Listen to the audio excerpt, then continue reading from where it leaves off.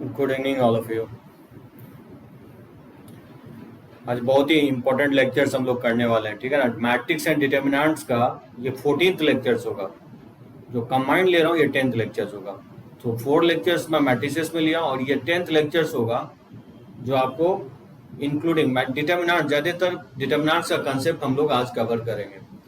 बहुत ही important lectures होगा competition point of view से। लास्ट क्लास में मैं बोर्ड का लेक्चर्स आपको कवर कर रहा था, जो मैट्रिक्स मेथड से सिस्टम ऑफ लीनियर इक्वेशंस को सॉल्व करने का तरीका मैं बताया था, ठीक है।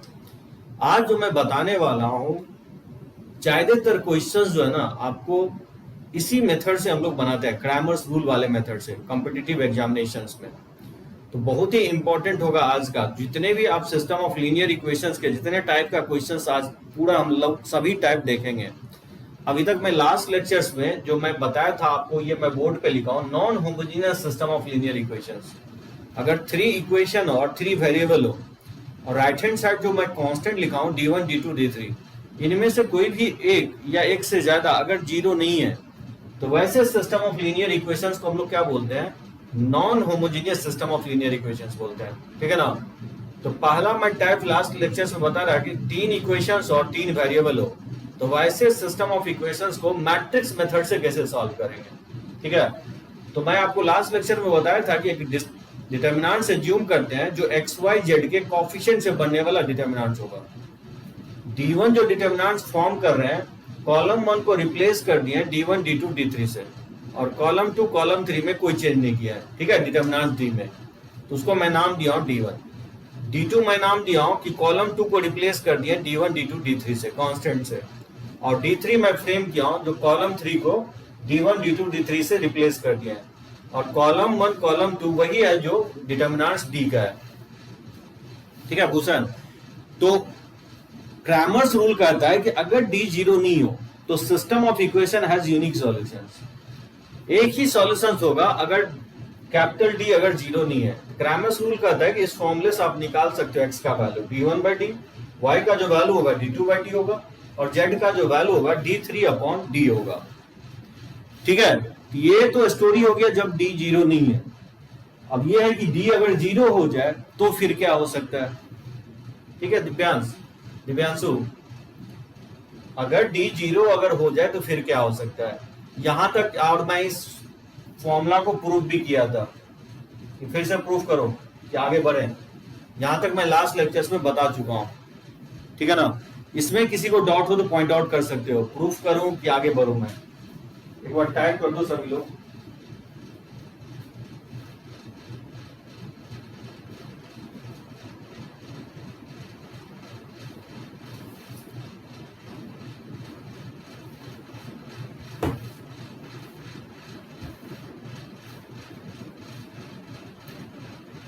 हाँ, अभिनंदन बोल रहा है धुंधला दिख रहा है। क्या ये प्रॉब्लम है कि सभी लोग के साथ?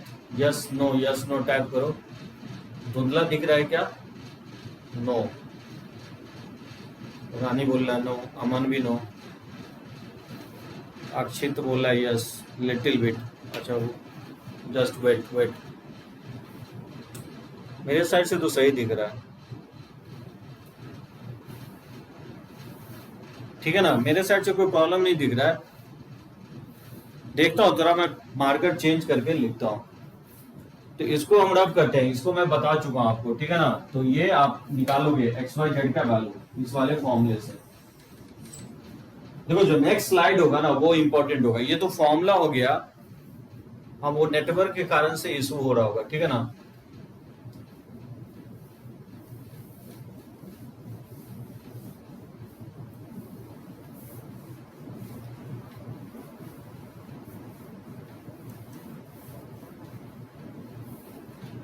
देखो उसका नेचर ऑफ सॉल्यूशंस, ये स्लाइड काफी इंपॉर्टेंट होगा।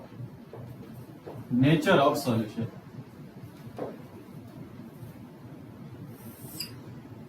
ठीक है ना। 4 चीजें मैं डिफाइन किया हूं, d1 d2 एंड d3।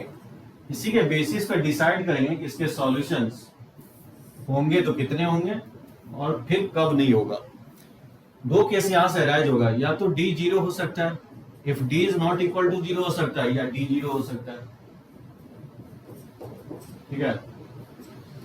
अगर डी जीरो अगर नहीं है तो क्रैमर्स रूल अप्लीकेबल होगा।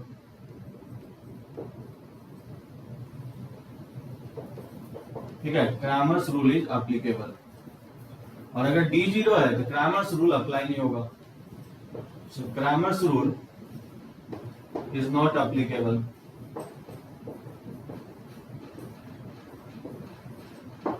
ठीक है, इसमें जो होगा इस पे यूनिक सॉल्यूशंस होंगे। System of equation has unique solutions. System of equation has unique solution.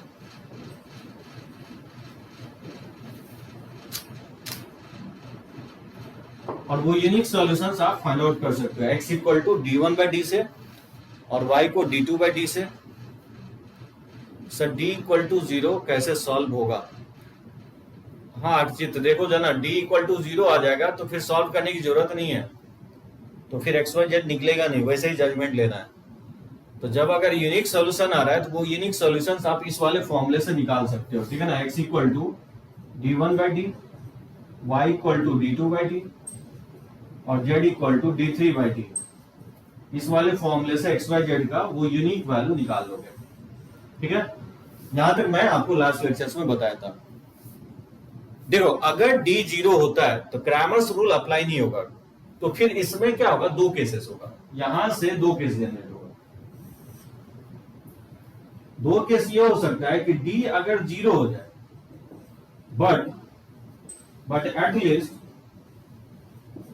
But at least one of d1, d2, d3 is non zero.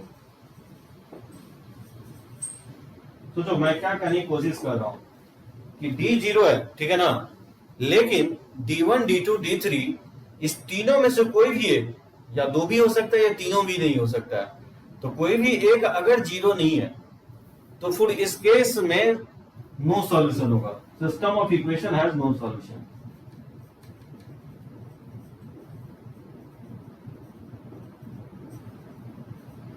System of equation has no solution. ठीक है ना, इसके सॉल्यूशंस नहीं होंगे। और बोलोगे कि आप ये कैसे डिसाइड कर रहे हो कि सॉल्यूशंस नहीं होगा? देखो सॉल्यूशंस नहीं होने का कारण बहुत सारा हो सकता है। सॉल्यूशंस कब नहीं हो सकता है, जब ये जो तीनों प्लेन का जो मैं इक्वेशंस लिखा हूं, वो इक्वेशंस क्या था, a1x plus b1y plus c1z equal to d1, a2x plus b2y plus c2z equal to d2 और a3x plus b3y plus c3z equal to d3। ये तीनों इक्वेशंस लिखा था।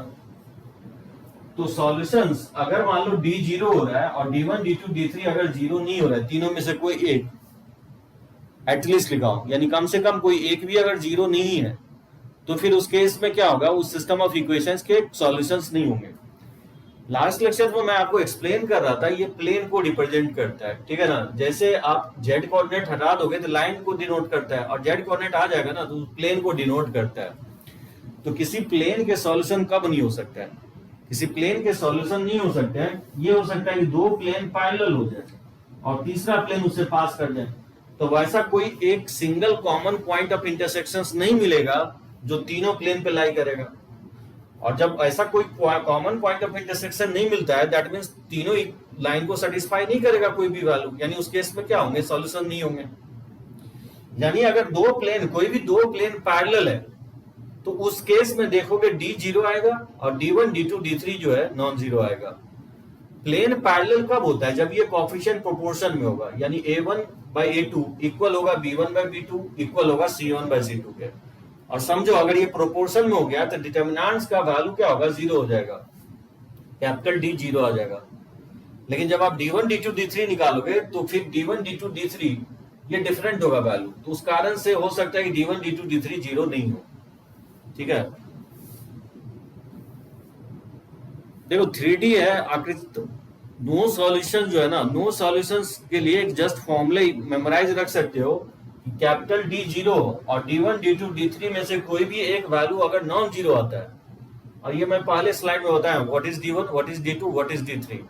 ठीक है, डिटरमिनेंट्स को मैं रिप्लेस कर रहा हूँ, कॉलम 1 को D1 D2 small D1 D2 D3 से रिप्लेस करोगे दैट इज D1, कॉलम 2 को रिप्लेस करते हो small D1 D2 D3 say that is D2, और D3 क्या है, डिटर्मिनेंट्स है जब हम कॉलम 3 को D1 D2 D3 से रिप्लेस कर रहे हैं दैट इज D3।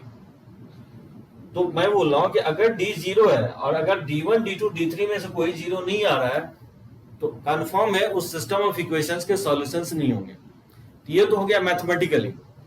अगर मैं ज्योमेट्रिकली बोलूं कि ऐसा सिचुएशंस कब डेवलप होगा जब उसके सॉल्यूशंस नहीं हो सकते हैं, तो मैं बोल रहा हूं अक्षित कि वो केस ये हो सकता है कि दो प्लेन पैरेलल हो जाए, दो प्लेन पैरेलल हो जाए, जैसे ये दो प्लेन पैरेलल हो जाए, ठीक है, और फिर तीसरा प्लेन इसको इंटरसेक्ट कर दे, तो ऐसा कॉमन पॉइंट ऑफ इंटरसेक्शन नहीं मिलेगा जो तीनों प्लेन को क्या करेगा, सेटिस्फाई करेगा।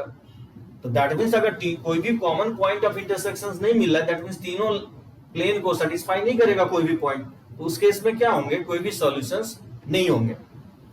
एक केस ऐसा हो सकता है नो सॉल्यूशंस के लिए कि मान लो कि तीन प्लेन ट्राइंगल बना दे इस टाइप से, तो भी सॉल्यूशंस नहीं हो सकता है। मैं जस्ट ओरिएंटेशंस बता रहा हूं कि प्लेन का ओरिएंटेशन कैसा कैसा हो सकता है जिससे सॉल्यूशंस नहीं होगा। तो तीन प्लेन ऐसे ले लो ट्राइंगल शेप का, ठीक है ना, तो इस केस में भी ऐसा कॉमन पॉइंट नहीं मिलेगा जो तीनों प्लेन पे लाई करेगा। तो जब ऐसा कॉमन पॉइंट नहीं मिल रहा है जो तीनों प्लेन पे लाई कर रहा है, दैट मींस ऐसा पॉइंट नहीं होगा जो इस तीनों लाइन को सेटिस्फाई, तीनों प्लेन को सेटिस्फाई करेगा। तो एक सिचुएशन ऐसा डेवलप हो सकता है जिसपे सॉल्यूशंस नहीं हो सकता है। बात समझे? तो दो सिचुएशन ये हो गया। अब आप बोलोगे कि ये सिचुएशन कब डेवलप होगा, जो पहला केस है। मैं बोला ये सिचुएशन डेवलप कब होगा, देखो जैसे अगर रूम में आप बैठे हुए हो, तो रूम में अगर पीछे देखो तो ये भी एक वॉल है, इसके साइड भी एक वॉल है, इधर भी एक वॉल है और छत पे भी वॉल है, ये प्लेन है। तो जो कॉर्नर होगा, कॉर्नर जो होगा, तीन प्लेन का कॉर्नर डेवलप होता है, तो वो कॉर्नर क्या होगा, प्लेन फर्स्ट पे भी लाई कर रहा है, ऊपर वाले छत पे भी लाई कर रहा है और साइड पे भी लाई कर रहा है। तो कुछ ऐसा सिचुएशन इसमें डेवलप हो रहा है, ठीक है ना। तो तीन प्लेन जो है ना कुछ इस टाइप से डेवलप हो रहा है। यहाँ एक सॉल्यूशन आएगा। सो तीन प्लेन 90 डिग्री पे इंटरसेक्ट कर रहा है, ठीक है, 3D है, जैसे इस तरह से बना सकते हो।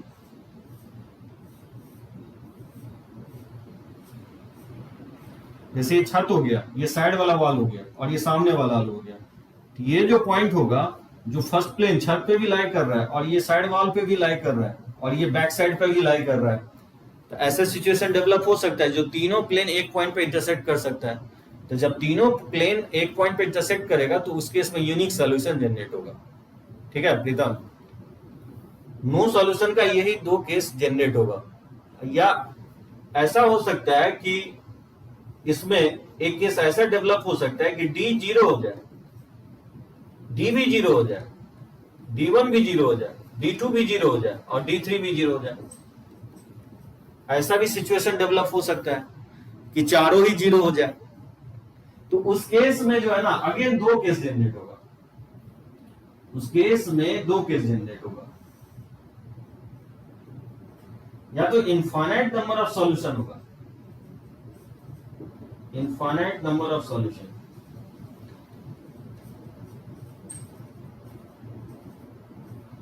यानी तो नो सॉल्यूशन होगा, ठीक है। अगर चारों 0 आता है, डी भी 0 हो जाए, D1 भी 0 हो जाए, D3 भी 0 हो जाए, D3 भी D1 D2 D3 चारों 0 हो जाए, उस केस में या तो इनफाइनाइट सॉल्यूशन आएगा, नो सॉल्यूशन आएगा। हाँ एकदम बोल रहे, सही बोल रहे हो। ऐसा केस हो सकता है इनफाइनाइट नंबर ऑफ सॉल्यूशंस कब आएगा, जैसे एक पेज हो गया, ठीक है ना, ये पेज है, ये फर्स्ट पेज है और ये सेकंड ये सेकंड प्लेन हो गया और इसी तरह से ये थर्ड प्लेन हो गया। ये तीनों प्लेन किसके अबाउट रोटेट कर रहा है, ये तीनों प्लेन जो रोटेट कर रहा है इस कॉर्नर के अबाउट। तो बोल सकते हो ये कॉर्नर लाइन जो होगा वो तीनों प्लेन पे लाई कर रहा है। तो ऐसा कुछ केस होगा जब एक ही लाइन के अबाउट तीनों प्लेन रोटेट करेगा। बात समझे? तीनों प्लेन एक ही लाइन के अबाउट रोटेट करेगा। 3D फिगर है,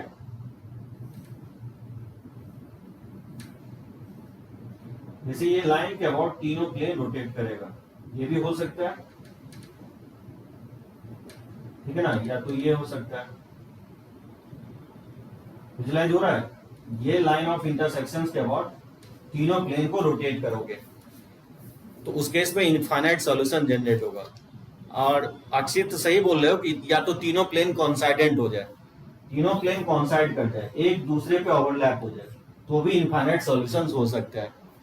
और या नहीं तो जैसे हम लोग पेज जो कॉपी होता है या बुक होता है, सारे ये सब तो प्लेन ही है ना, इस प्लेन को रोटेट हो रहा है, ये प्लेन रोटेट हो रहा है, किसके अबाउट रोटेट हो रहा है? इस कॉर्नर के अबाउट। तो इस कॉर्नर पे जो भी पॉइंट होगा वो सभी प्लेन पे, जो जिस प्लेन को आप रोटेट कर दो तो तीनों प्लेन पे लाई करेगा। ये जो कॉर्नर है, ये कॉर्नर पे जितने भी पॉइंट होंगे ऐसे इनफाइनाइट पॉइंट होंगे जो इस तीनों प्लेन को सेटिस्फाई करेगा। तो कुछ ऐसा सिचुएशन जनरेट होगा। नो सॉल्यूशन के भी केस में क्या होगा, D1, D2, D3 और D0 हो सकता है। ऐसा केस हो सकता है कि तीनों प्लेन क्या हो जाए, पैरेलल हो जाए। तो देखोगे इस केस में D भी 0 आएगा, D1 भी 0 आएगा, D3 भी 0 आएगा। एक एग्जांपल लेना चाहो तो ये लिख सकते हो, जैसे x minus Y plus Z equal to 1, x minus Y plus Z equal to 2 और x minus Y plus Z equal to 3। ठीक है,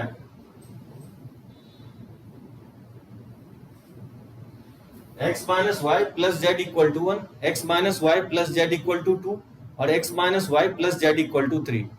इसका तुम निकालोगे ना D1, D2, D3, तो क्या होगा, तीनों 0 आएगा, चारों 0 आएगा। लेकिन ये प्लेन आपस में क्या है, बेसिकली तीनों प्लेन आपस में पैरेलल है, नहीं है पैरेलल, एक दूसरे पे पैरेलल होगा, तो इसलिए इस नो सॉल्यूशन आएगा। साहिल बोल रहा नीचे नहीं दिख रहा, ठीक है ना। नो सॉल्यूशन का ऐसा केस हो सकता है x minus Y plus Z equal to 1 हो जाए, x minus Y plus Z equal to 2 हो जाए और x minus Y plus Z equal to 3 हो जाए।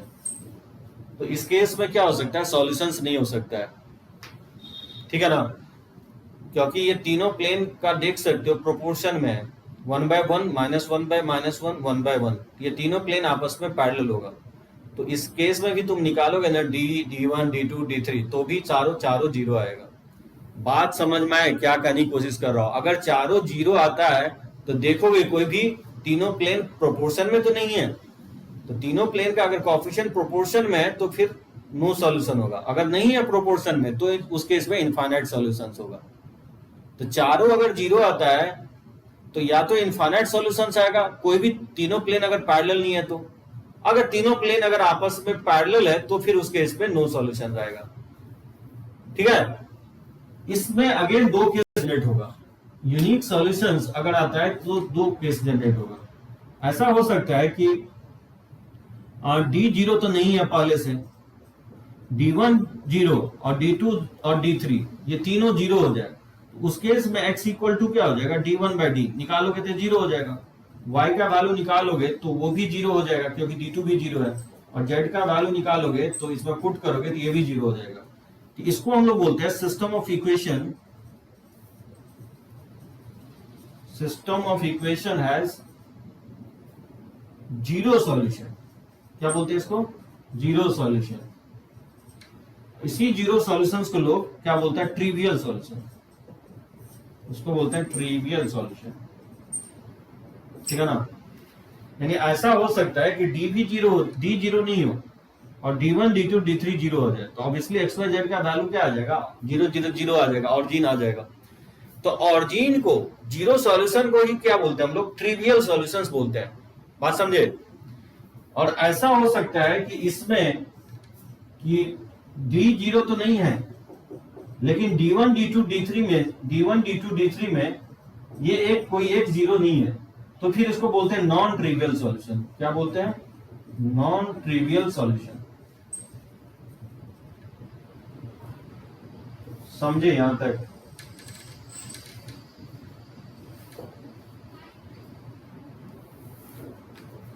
उसको बोलेंगे हम लोग नॉन ट्रिवियल सॉल्यूशन। चाहे ट्रिवियल सॉल्यूशन हो या नॉन ट्रिवियल सॉल्यूशन, दोनों को हम लोग क्या बोलेंगे, यूनिक सॉल्यूशंस। मतलब सॉल्यूशन अगर 0 आता है ना, अगर ऑरिजिन आता है तो उसी को नाम दे दिया ट्रिवियल सॉल्यूशन, और सॉल्यूशन अगर ऑरिजिन नहीं आता है, 0 0 0 नहीं आता है, तो उस सॉल्यूशन को हम लोग क्या बोलेंगे, non trivial solution. Non trivial solution को ही हम लोग नॉन जीरो सॉल्यूशंस भी बोलते हैं। नॉन ट्रिवियल सॉल्यूशन को ही हम लोग नॉन जीरो सॉल्यूशंस बोलते हैं, और ट्रिवियल सॉल्यूशंस को हम लोग क्या बोलते हैं, जीरो सॉल्यूशंस। अगर सॉल्यूशन 0 0 0 आता है तो system of linear equation has unique solutions, that is known as trivial solutions. And if at least one of d1 d2 d3 is non zero, तो उस केस में एक्स वाई जेड क्या होगा, उसमें से कोई एक नॉन जीरो आएगा। That system of linear equations is called non trivial solution. उसके सॉल्यूशंस को क्या बोलेंगे, non trivial solution, that is non zero solutions. समझे ये nature of solutions. Total 5 type का कैटेगरी फॉर्म होगा। यूनिक सॉल्यूशन में 3 प्लेन एक ही पॉइंट पे इंटरसेक्ट करेगा, वो इंटरसेक्शन अगर ऑरिजिन है तो ट्रिवियल सॉल्यूशन, वो इंटरसेक्शन ऑरिजिन नहीं है तो non trivial solution. Right hand side अगर डी जीरो है तो क्रैमर्स रूल अप्लाई नहीं करोगे, ये वाला फॉर्मूला नहीं यूज करोगे। तो जजमेंट कैसे लोगे, डी जीरो आ गया, अगर उस d1 d2 d3 में से कोई अगर जीरो नहीं है तब तो डायरेक्टली बोल देना कि उसके सॉल्यूशंस नहीं होंगे। अगर चारों जीरो है और अगर तीनों प्लेन प्रोपोर्शन में नहीं है कोएफिशिएंट, तो उस केस में इनफाइनाइट सॉल्यूशंस होगा। अगर प्रोपोर्शन में है तो फिर नो सॉल्यूशंस होगा। तो 1 2 और नो सॉल्यूशन में 2 सिचुएशन आएगा, तो टोटल 4 सिचुएशन, और एक इधर वाला आया 5 सिचुएशंस। तो टोटल प्लेन का ओरिएंटेशन जो होगा 5 सिचुएशंस होगा। एक चीज ध्यान रखना, कभी भी 3 प्लेन 2 पॉइंट पे इंटरसेक्ट नहीं करेगा। कोई भी 3 प्लेन 2 पॉइंट पे इंटरसेक्ट नहीं करेगा। तो फिर क्या करेगा, या तो करेगा तो एक ही पॉइंट पे करेगा, या नहीं तो इनफाइनाइट पॉइंट पे करेगा, या नहीं तो नहीं करेगा। यानी 3 ही टाइप का सॉल्यूशंस एग्जिस्ट करता है। लाइन में भी ऐसा ही हो रहा था, अगर याद हो तो 2 लाइन या तो एक ही पॉइंट पे इंटरसेक्ट करेगा, या तो इनफाइनाइट पे करेगा, या तो नहीं करेगा। तो सेम विद द प्लेन के साथ भी है। कोई बोले कि 3 प्लेन 3 पॉइंट पे इंटरसेक्ट कर सकता है क्या, आपका आंसर होगा नो, नहीं कर सकता है। 3 प्लेन या तो एक ही पॉइंट पे इंटरसेक्ट करेगा, या नहीं तो इनफाइनाइट पॉइंट पे इंटरसेक्ट करेगा, या नहीं तो नहीं करेगा। क्लियर है सभी को ये कंसेप्ट। तो ये मैं थ्योरी बताया नॉन होमोजीनियस के लिए, non homogeneous system of linear equations. इसको हम लोग बोलते हैं non homogeneous system of linear equations, जिसका right hand side d1 d2 d3 जो लिखा हुआ है, स्मॉल d1 d2 d3, उस तीनों में से कोई एक अगर नॉन जीरो है, इसी सिस्टम ऑफ लीनियर इक्वेशंस को non homogeneous system of linear equations कहते हैं। तो कोई किसको इसमें डाउट हो तो पॉइंट आउट करो, बहुत ही इंपॉर्टेंट है ये चीजें। मैं आपको 3D में भी बताऊंगा, वेक्टर एंड 3D में, वहां पे विजुलाइजेशन आपको आप ही अच्छा होगा, क्योंकि अभी जो है ना 3D में बताया नहीं हूं, स्ट्रेट लाइन भी बहुत लोग नहीं पढ़े हो।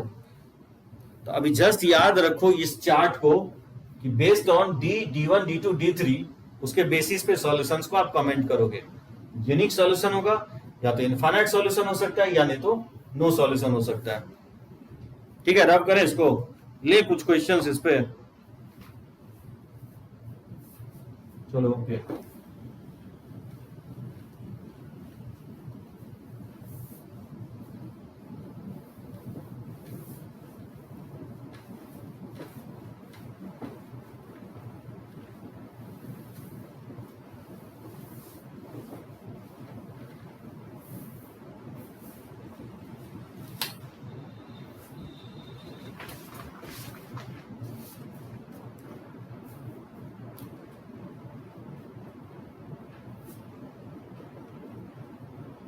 जिससे solve x plus 2y plus 3z equal to 1, 2x plus 3y plus 4z equal to 2, और 3x plus 4y plus 5z equal to 3। इसको सॉल्व करना है। x plus 2y plus 3z equal to 1, 2x plus 3y plus 4z equal to 2, और 3x plus 4y plus 5z equal to 3। तो क्या करोगे, सबसे पहले आप d निकालोगे। तो इसका कोएफिशिएंट से बनने वाला जो डिटरमिनेंट होगा 2 3 4 3 4 5। ठीक है, डायरेक्टली एक्सपैंड कर दोगे, 15 माइनस 16 और माइनस हो जाएगा 2 इंटू 10 माइनस 12, और प्लस हो जाएगा 3 इंटू 8 माइनस 9। ठीक है ना, ये जो वैल्यू आएगा ये -1 आएगा, और -2 ये +4 हो जाएगा, और ये -1 तो -3, ये वैल्यू क्या आ रहा है, 0 आ रहा है।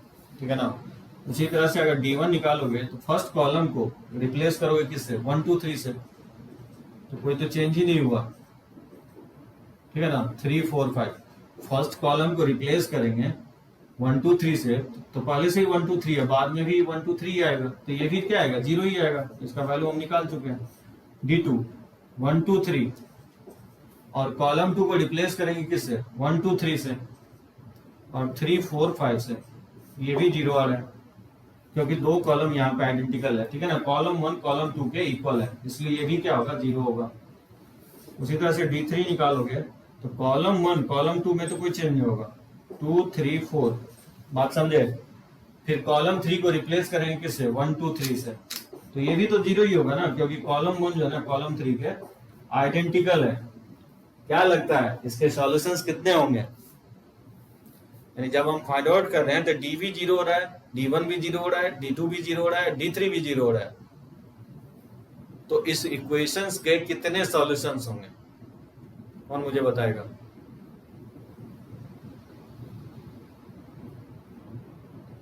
हाँ, सॉल्यूशन निकाल भी रहा है दिव्यांशु, साहिल बोल रहा है 2 सॉल्यूशंस, अभी जस्ट मैं चिल्ला चिल्ला के बोला हूं, कभी भी सिस्टम ऑफ इक्वेशंस का लीनियर सॉल्यूशन दो सॉल्यूशन कभी नहीं हो सकता है। हाँ, वही तो पता करना है, नो होगा कि इनफाइनाइट होगा, एकदम इनफाइनाइट होगा, क्योंकि कोई भी दो प्लेन पैरेलल नहीं है, क्योंकि कोएफिशिएंट प्रोपोर्शन में नहीं है। यहाँ क्लियरली दिख रहा है कि 1/2 is not equal to 2/3 is not equal to 3/4, यानी तो ये प्लेन या तो 2/3 is not equal to 3/4 is not equal to 4/5, यानी कोई भी दो प्लेन पैरेलल नहीं है, तो क्या लिखोगे, the system of linear equation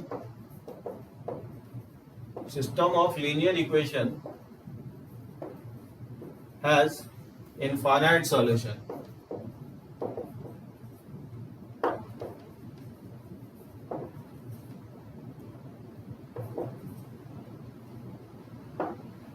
एकदम सही है, इनफाइनाइट सॉल्यूशंस होगा, कोई भी दो प्लेन पैरेलल नहीं है, इसलिए इसके इनफाइनाइट सॉल्यूशंस होंगे। और अगर तीनों, वैसे भी चारों 0 आता है, वो तभी होता है जब तीनों प्लेन पैरेलल होता है, तो यहाँ तो वैसा केस है नहीं, तो नो सॉल्यूशन तो नहीं आएगा, इनफाइनाइट सॉल्यूशंस होगा। अब इनफाइनाइट बोलने से काम नहीं चलेगा, जानते हो, वो इनफाइनाइट सॉल्यूशन आपको निकालना भी है।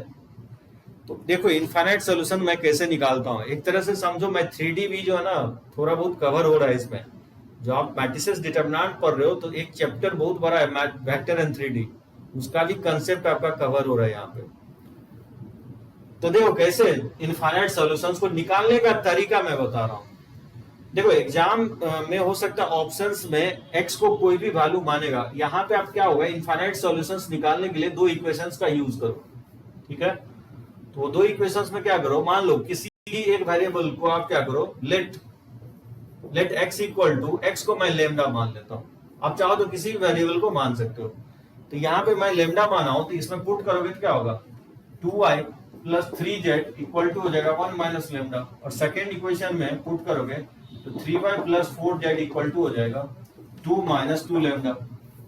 सभी लोगों को समझ में आया क्या किए, मैं बोल रहा हूँ कि x को मैंने लेमडा मान लिया और yz को फर्स्ट इक्वेशन में x के जगह लेमडा पुट कर दिया और yz को इन टर्म्स ऑफ लेमडा में लिख दिया। सेकेंड इक्वेशन में भी x के जगह लेमडा पुट कर दिया और yz का value in terms of lambda में लिख दिया। अब इस दोनों इक्वेशन से yz का वैल्यू लेमडा के टर्म में निकालो। इसको मान लो इक्वेशन 1, इसको 2, तो क्या करेंगे, इक्वेशंस 1 में 3 से मल्टीप्लाई कर दो और इक्वेशंस 2 में 2 से मल्टीप्लाई कर दो और सब्ट्रैक्ट कर दो। तो बताओ इसमें 3 से मल्टीप्लाई करेंगे तो ये हो जाएगा 6y और प्लस 9z, ठीक है ना, और माइनस, और इसमें 2 से मल्टीप्लाई करेंगे तो 6y और plus 8z, substitution method use कर रहा हूँ, ठीक है ना।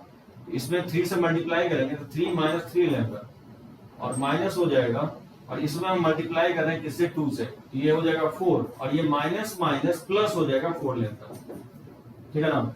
ये 6y से 6y कैंसिल हो जाएगा, तो 9z माइनस 8z, ये हो जाएगा z इक्वल टू, और ये हो जाएगा 4 लेमडा माइनस 3 लेमडा, तो ये लेमडा और 3 माइनस 4 तो माइनस 1 हो जाएगा।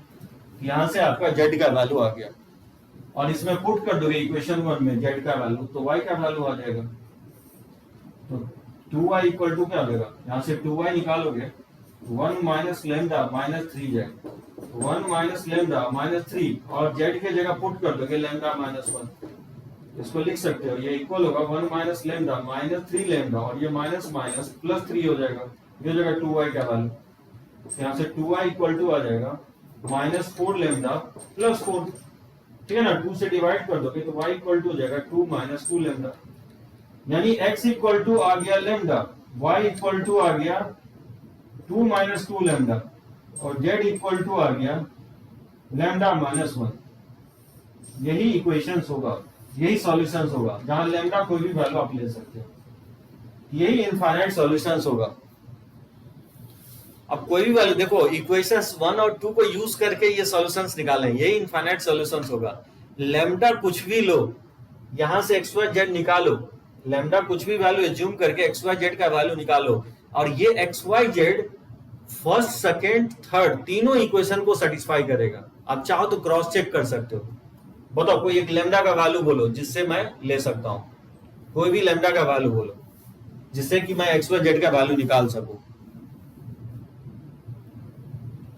क्या लूं लेमडा का वैल्यू? मैं बोल रहा हूं कि लेमडा का कोई भी वैल्यू लोगे वहां से एक्स वाई जेड बोल रहे 2 लेने के लिए, चलो कोई दिक्कत नहीं है, लेमडा का वैल्यू मैं 2 ले रहा हूं, तो बताओ एक्स का वैल्यू क्या आएगा 2 आएगा, y का वैल्यू माइनस 2 आएगा और z का वैल्यू क्या आएगा, इसमें 2 पुट करोगे तो 1 आएगा। ये वैल्यू आप पुट करो फर्स्ट सेकेंड थर्ड इक्वेशंस में, जैसे मैं थर्ड तो यूज भी नहीं किया हूं, थर्ड ही में मैं पुट करके दिखाता हूं। तो बताओ x का वैल्यू 2 पुट करोगे तो 6 हो जाएगा और y का वैल्यू माइनस 2 पुट करोगे तो माइनस 8 हो जाएगा और z का वैल्यू 1 पुट करोगे तो प्लस 5, तो 6 प्लस 5 11 और 11 माइनस 8 किसके इक्वल आएगा, ये 3 के इक्वल आ रहा है। तो थर्ड इक्वेशंस को क्या कर रहा है, ये सेटिस्फाई कर रहा है। हाँ प्रीतम जो है ना 5 भी आप ले सकते हो, लेमडा कोई भी वैल्यू आप लेके कोई क्रॉस चेक कर सकते हो। तो एक्स वाई जेड ये इनफाइनाइट सॉल्यूशंस होगा।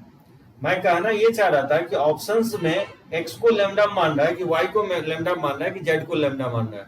अगर ऑप्शंस में y को लेमडा मानना है तो y को लेमडा मान लो, अगर ऑप्शन में z को लेमडा मानना है तो z को लेमडा मान लो, जैसे मैं यहाँ पे x को लेमडा मान के बनाया हूँ। तो इनफाइनाइट सॉल्यूशंस निकालने का ये एक मेथड हो गया, ठीक है ना। आगे चल के बताऊंगा आपको ये लाइन का इक्वेशन रिप्रेजेंट करता है 3D में, 3D में लाइन का इक्वेशन होता है, जैसे 2D में पढ़े हो ना लाइन का equations y equal to mx plus c, ax plus by equal to c, उसी तरह से 3D में ये लाइन का इक्वेशन होता है और 3D में ये प्लेन का इक्वेशन होता है। ये सब डिटेल में हम लोग पढ़ेंगे, समझे। इनफाइनाइट सॉल्यूशंस मुझे निकालना था और वो कैसे निकालेंगे वो मैं एक जस्ट एग्जांपल लेके आपको बताया हूँ। होपफुली आप इनफाइनाइट सॉल्यूशन जब भी बोलता है निकालने के लिए तो आप निकाल लोगे। किसी एक वेरिएबल को लेमडा मानोगे और अनदर 2 वेरिएबल को लेमडा के टर्म में एक्सप्रेस कर दोगे, तो एक्स वाई जेड का वैल्यू जो लेमडा के टर्म में आएगा वही उसी को हम लोग इनफाइनाइट सॉल्यूशंस बोलेंगे, ठीक है। रब करें।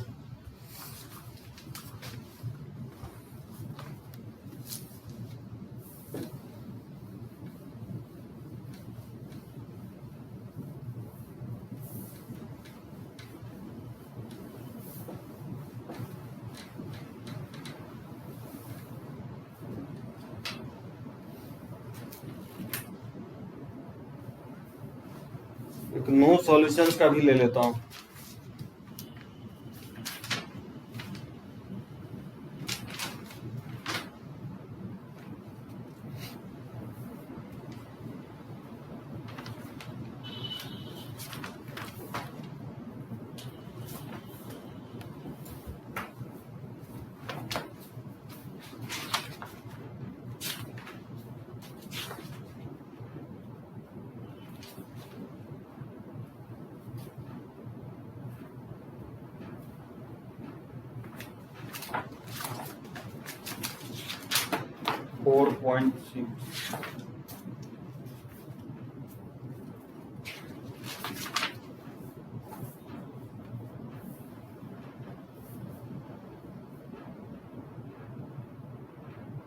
इनकंसिस्टेंट वाला बहुत कम दिया है।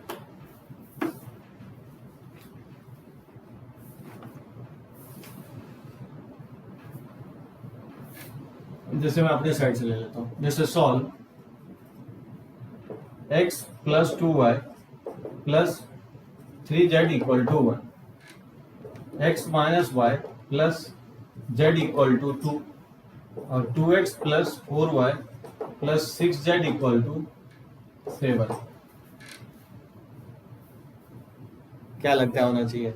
x plus 2y plus 3z equal to 1, x minus Y plus z equal to 2 और 2x plus 4y plus 6z equal to 7।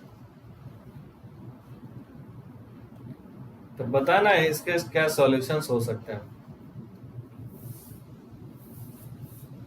जैसे यहां से d निकालोगे तो 1 2 3, 1 माइनस 1 1 और 2 4 6, इसमें 2 कॉमन ले सकते हो कॉलम और रो 3 से। रो 3 से अगर 2 कॉमन ले लें तो 1 2 3 और 1 माइनस 1 1 और 1 2 3। देख लो ये 0 होगा क्योंकि रो 1 जो है ना रो 3 के आइडेंटिकल है, तो 0 हो जाएगा। उसी तरह से d1 निकालोगे तो d1 जो हो जाएगा, कॉलम 1 को रिप्लेस करो किससे? 1 2 7 से, और फिर कॉलम 2 और कॉलम 3 में कोई चेंज नहीं होगा, तो 3 1 6। इसका वैल्यू अगर निकालोगे तो एक्सपैंड कर लो तो 1 इंटू माइनस 6 तो ये माइनस 10 हो जाएगा, और माइनस 2 इंटू 12 माइनस 7, ठीक है ना, और प्लस हो जाएगा 3 इंटू 8 माइनस माइनस प्लस 7 हो जाएगा। ये वैल्यू हो जाएगा माइनस 10 और ये 5 हो जाएगा तो ये माइनस 10 हो जाएगा, और ये 15 तो ये 45 हो जाएगा। तो माइनस 20 और 45 तो 25 होगा, जो कि 0 नहीं आ रहा है। अब से देख सकते हो d 0 हो गया और d1 0 नहीं आ रहा है, यानी इसमें बोल सकते हो कि सिस्टम ऑफ लीनियर इक्वेशन क्या होगा बताओ? System of linear equation has, हाँ d 0 आ रहा है साहिल, और d1 0 नहीं आ रहा है, तो d2 d3 निकालने की कोई जरूरत नहीं है। क्या होना चाहिए इसका आंसर्स? चार्ट में क्या बताया हूं कि d अगर 0 हो जाए, हाँ d1 d2 d3 अगर 0 नहीं है तो उस केस में system of linear equation has no solution, कोई भी सॉल्यूशंस नहीं होंगे। और ऐसा इसलिए हो रहा है क्योंकि ये दो प्लेन जो है ना आपस में पैरेलल है, नहीं है पैरेलल, क्योंकि इसका कोएफिशिएंट देखोगे प्रोपोर्शन में आ रहा है। 1/2 इक्वल टू हो जाएगा 2/4 और इक्वल हो जाएगा 3/6। ये प्लेन और ये प्लेन आपस में पैरेलल है, और तीसरा प्लेन अगर इसको इंटरसेक्ट भी कर दे तो कोई फर्क नहीं पड़ेगा, ठीक है ना, इसके कोई भी सॉल्यूशंस नहीं होंगे।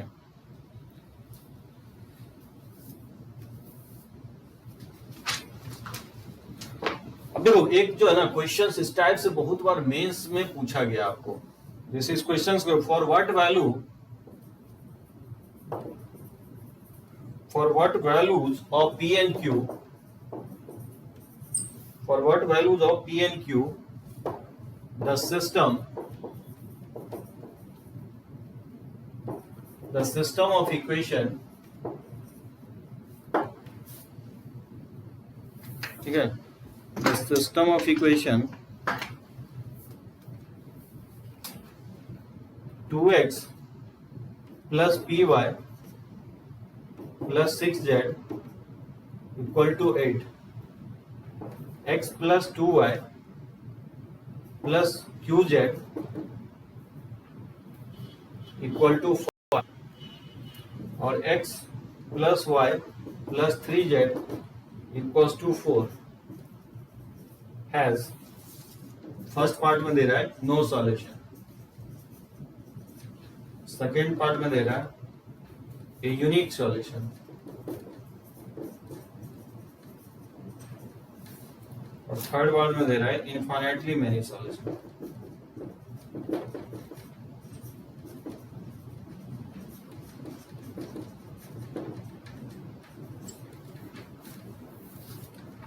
मेंस में जो है ना इस टाइप से क्वेश्चंस देगा, पुट अप करेगा।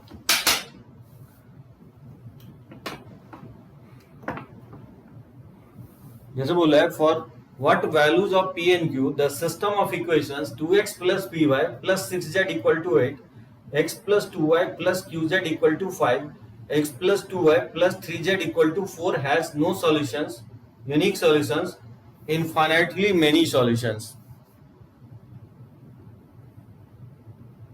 इनफाइनाइटली मेनी सॉल्यूशंस पे वन मोर क्वेश्चन। हाँ ठीक है साहिल, लेता हूं मैं।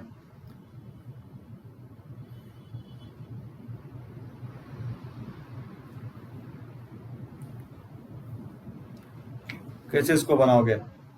Any idea? तब तक मैं पिक लेता हूं और सोचो कैसे बनाओगे। दो वैल्यू अटैच कर दिया है,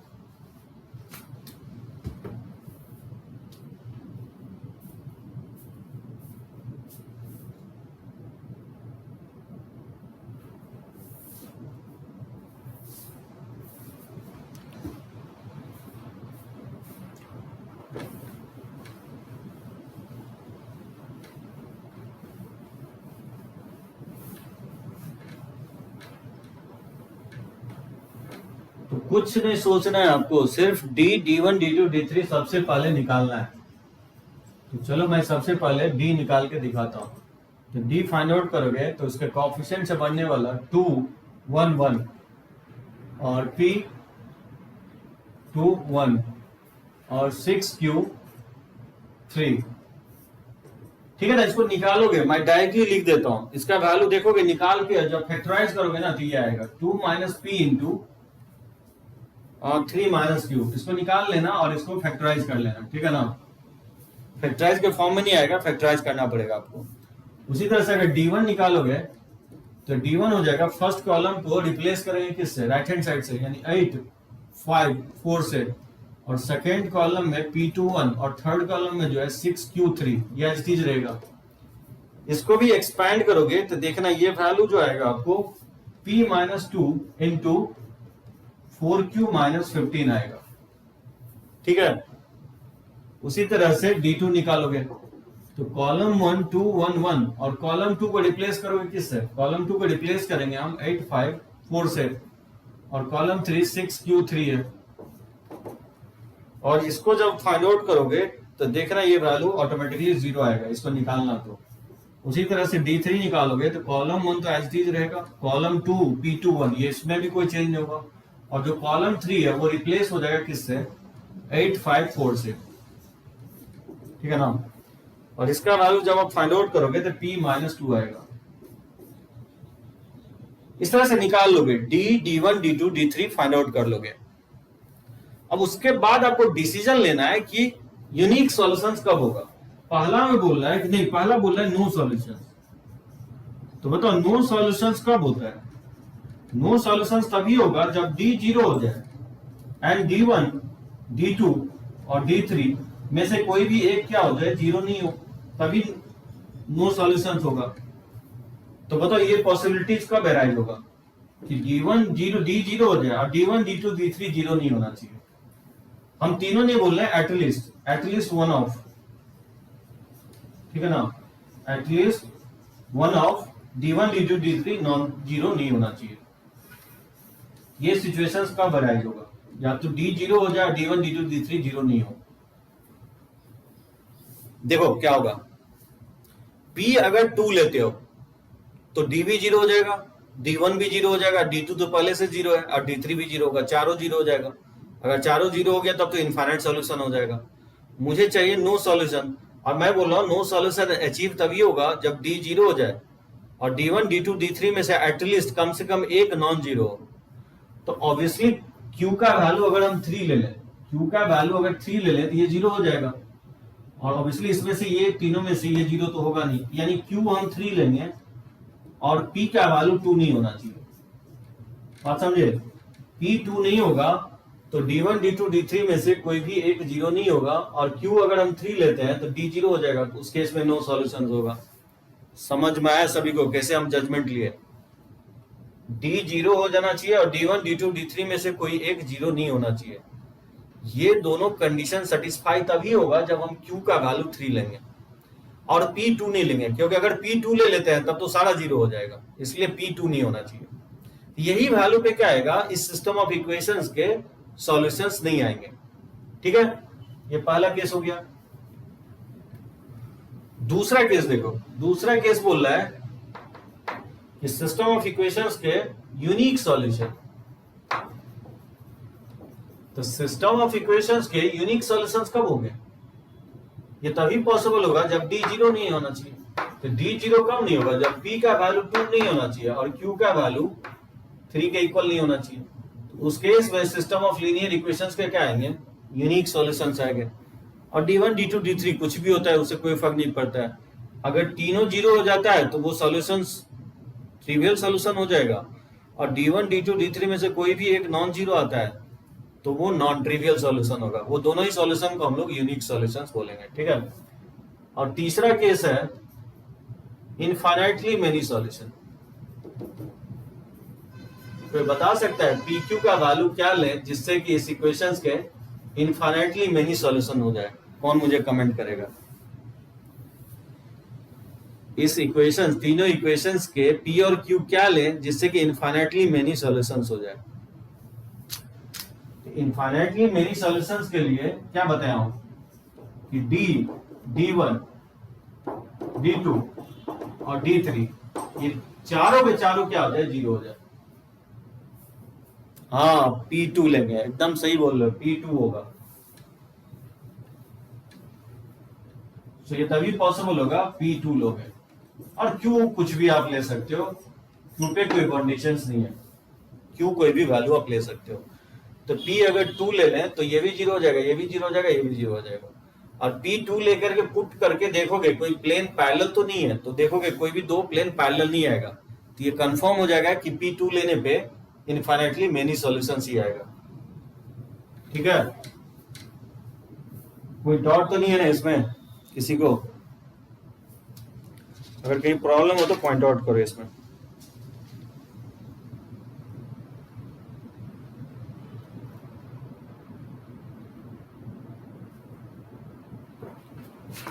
जैसे बोल रहा है कि इनफाइनाइटली मेनी सॉल्यूशंस के लिए, और देखो एक और क्वेश्चंस मैं ले रहा हूं जो साहिल बोला है, एक और क्वेश्चंस लेने के लिए इनफाइनाइटली मेनी सॉल्यूशंस के लिए, तो solve for x Y Z. जैसे वो इक्वेशन ले रहा हूं x minus 3y plus 2z equal to minus 7, 4x plus y minus z equal to minus 5, और फिर थर्ड इक्वेशन ले रहा हूं 6x माइनस 5y और plus 3z equal to minus 19। ठीक है साहिल, ये मैं क्वेश्चंस ले रहा हूं x minus 3y plus 2z equal to minus 7, 4x plus y minus z equal to minus 5, और थर्ड ले रहा हूं 6x minus 5y plus 3z equal to minus 19।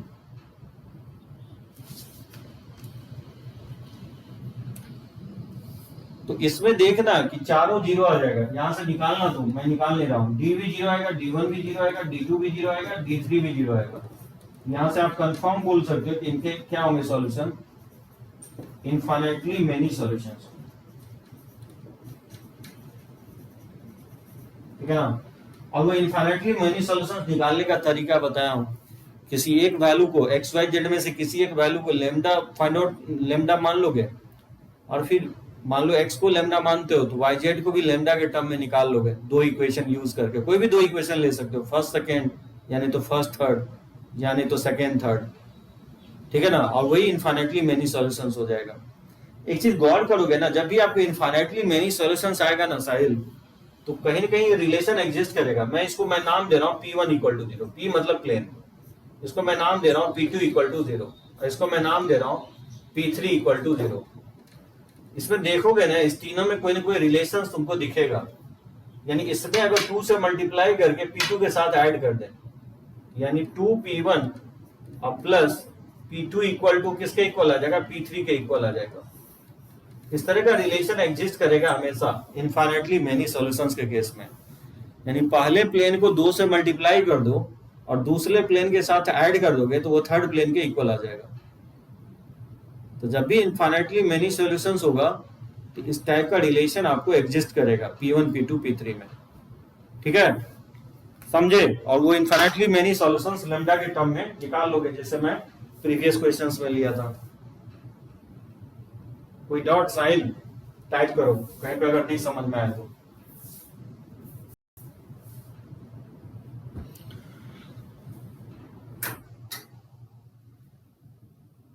No problem है, चलो ओके। मेंस में ना इस टाइप का क्वेश्चन ज्यादा आया आपको, इस पे प्रैक्टिस करना।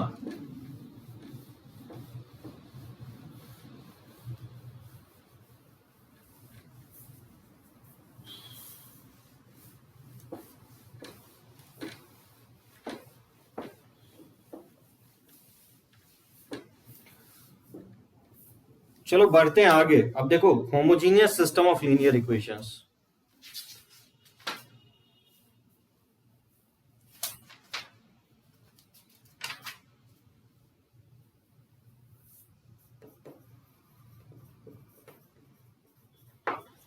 Homogeneous system of linear equations, homogeneous system of three equations in three variable।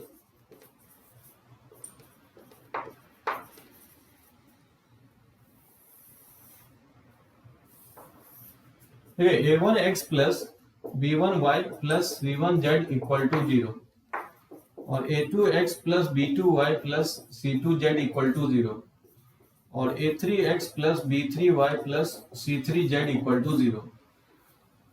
इसी को क्या बोलते हैं? Homogeneous system of linear equations बोलते हैं। यहां पे देखोगे तो ये d1 d2 d3 क्या ले लिया हूं? 0 मैं ले लिया हूं। तो इसी सिस्टम ऑफ लीनियर इक्वेशंस को homogeneous system of linear equations बोलते हैं। अगर d1 d2 small d1 d2 d3 में से कोई भी एक नॉन जीरो है तो फिर उसको हम लोग non homogeneous system of linear equation कहेंगे। ठीक है, तो मैं बोल रहा हूं कि इसके सॉल्यूशंस में क्या होगा? अगर आप डी निकालते हो तो इसका डी जो होगा capital D a1 b1 c1 a2 b2, ठीक है, c2 a3 b3 c3। लेकिन जब आप d1 निकालोगे ना तो ये सब जीरो आएगा, d2 भी जीरो आएगा, d3 भी जीरो आएगा। इस केस में d1 d2 d3 जब निकालोगे तो जीरो आएगा। क्यों जीरो आएगा? अरे कॉलम 1 को 0 0 से रिप्लेस करोगे तो सारा कॉलम का एलिमेंट जीरो हो गया तो d1 नहीं जीरो हो जाएगा। और फिर d2 जो बनता है राइट हैंड साइड 0 0 से रिप्लेस करोगे सेकेंड कॉलम को तो d2 भी जीरो हो जाएगा। और d3 बनता है कॉलम 3 को हम लोग राइट हैंड साइड इससे रिप्लेस करेंगे 0 0 0 से तो d3 भी क्या होगा? जीरो होगा। बात समझे? तो homogeneous system of linear equations में d1 d2 d3 ऑलवेज क्या होंगे? जीरो होंगे। एक चीज कंफर्म है, गौर करोगे इसमें एक सॉल्यूशन ऑलवेज होगा जो तीनों इक्वेशन को सेटिस्फाई करेगा। बता सकते हो वो सॉल्यूशंस क्या होगा? कौन मुझे कमेंट करेगा? बिना निकाले हुए बता सकते हो वो सॉल्यूशंस क्या हो सकता है?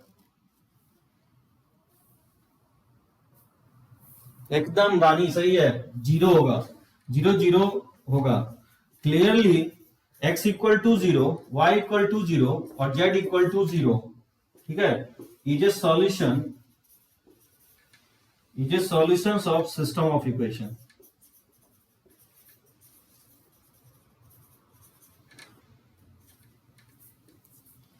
यानी ये तीनों प्लेन पास करेगा कहां से? ऑरिजिन से पास करेगा, 0 0 0 होगा।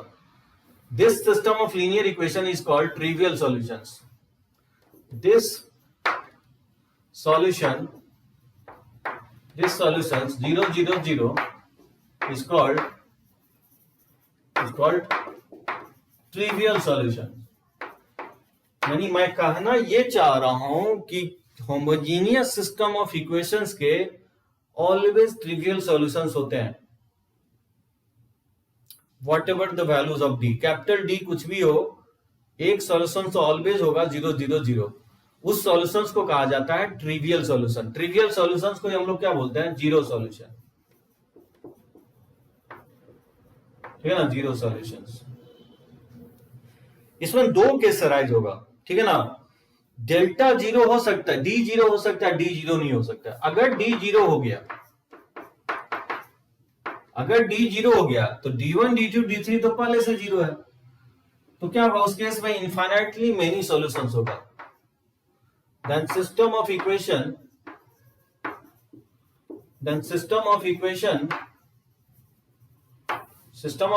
has infinitely, system of equation has non-trivial solution,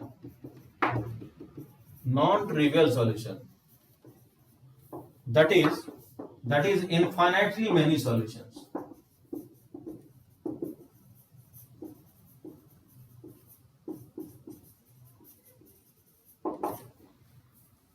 बात समझे? अगर मैं बोल रहा हूं कि कैपिटल डी जीरो हो जाए तो कैपिटल डी जीरो अगर हो गया तो d1 d2 d3 पहले से जीरो है तो चारों जीरो हो जाएगा। तो अगर चारों जीरो हो गया तो उस केस में इनफाइनाइटली मेनी सॉल्यूशंस होगा। ठीक है ना। तो उस केस में सिस्टम ऑफ इक्वेशन है नॉन ट्रिवियल सॉल्यूशन होगा। ऑब्वियसली ट्रिवियल तो होगा ही, उसके साथ साथ नॉन ट्रिवियल सॉल्यूशन भी होगा। और दूसरा केस ये हो सकता है कि अगर डी जीरो नहीं आता है, अगर डी जीरो नहीं आता है, then system of equation has only, कौन बताएगा इस लाइन को, कौन कंप्लीट करेगा? अगर मैं बोल रहा हूं कि कैपिटल डी जीरो नहीं है और D1 D2 D3 तो पहले से जीरो है, तो इस इक्वेशंस के क्या सॉल्यूशंस होंगे? कंफ्यूजन तो नहीं हो रहा है? रिपीट हो रहा है, बेसिकली सेम कंसेप्ट रिपीट कर रहा हूं। जब right hand side D1 small D2 small D3 को जीरो मान लिया हो, जस्ट ये एक स्पेशल केस है। हाँ, दिव्यांशु नंदन बोल रहा है, हाँ ट्रिवियल, रानी एकदम सही है, good, very good. Trivial solutions होंगे दिव्यांशु, इनफाइनाइट कैसे होगा?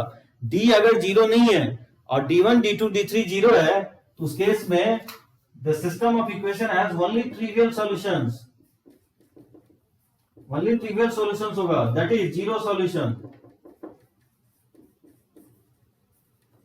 भैया क्रैमर्स रूल यहाँ अप्लाई होगा। x इक्वल टू क्या लिखते हैं? d1 by D. y equal to क्या लिखते हो? d2 by D. और z इक्वल टू क्या लिखते हो? d3 by D. तो सोचो d1 जीरो है और d जीरो नहीं है, d नहीं जीरो हो जाएगा, x y z क्या वैल्यू जीरो हो जाएगा। तो उस केस में एक ही सॉल्यूशंस होगा, ट्रिवियल सॉल्यूशन, जिसको हम लोग क्या बोलते हैं? जीरो सॉल्यूशंस भी कहते हैं।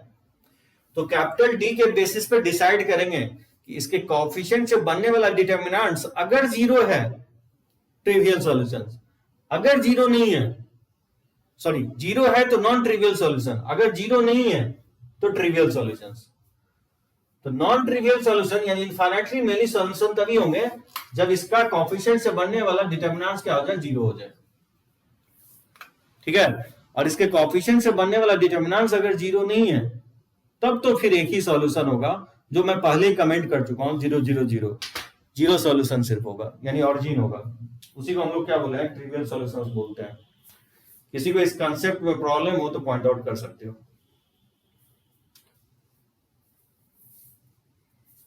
एक बार टाइप कर दो सभी लोग, क्योंकि बहुत ही इंपॉर्टेंट कंसेप्ट है, समझ में आया सभी को? जहां पे नहीं समझ में आया तो पॉइंट आउट कर सकते हो। जस्ट ये एक स्पेशल केस हो गया, नॉन होमोजीनियस का स्पेशल केस हो गया। चलो ओके, कोई प्रॉब्लम नहीं है, सभी को समझ में आ गया, गुड।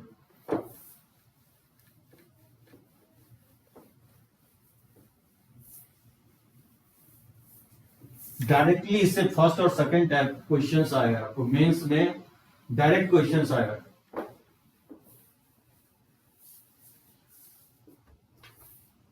अब देखो, बताओ क्या हो सकता है इसका आंसर। अच्छा, सॉल्व करना है, solve for x Y Z,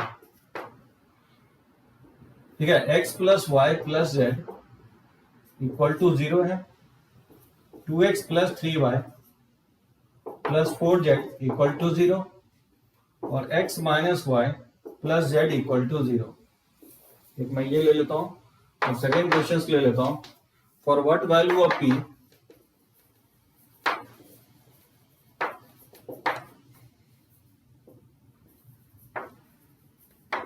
for what value of p equation will have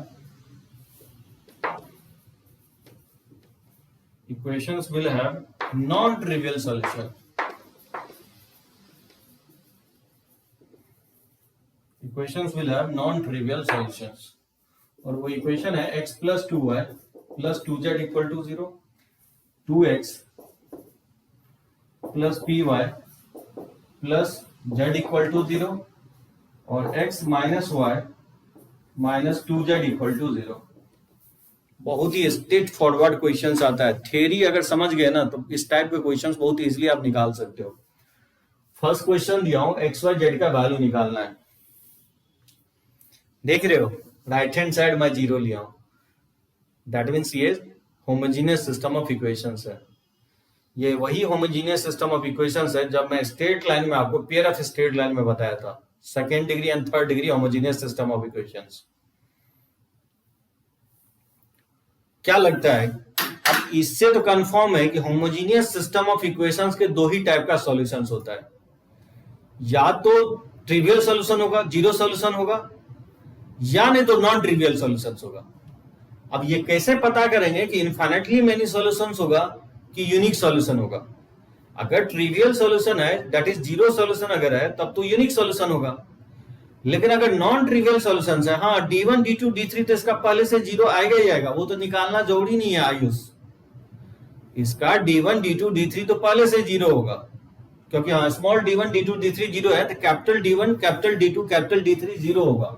सबसे पहले क्या करोगे, इसका कैपिटल D निकाल के देखोगे, इसके कोएफिशिएंट से बनने वाला डिटरमिनेंट्स देखोगे कि क्या आ रहा है, जीरो आ रहा है कि नॉन जीरो आ रहा है।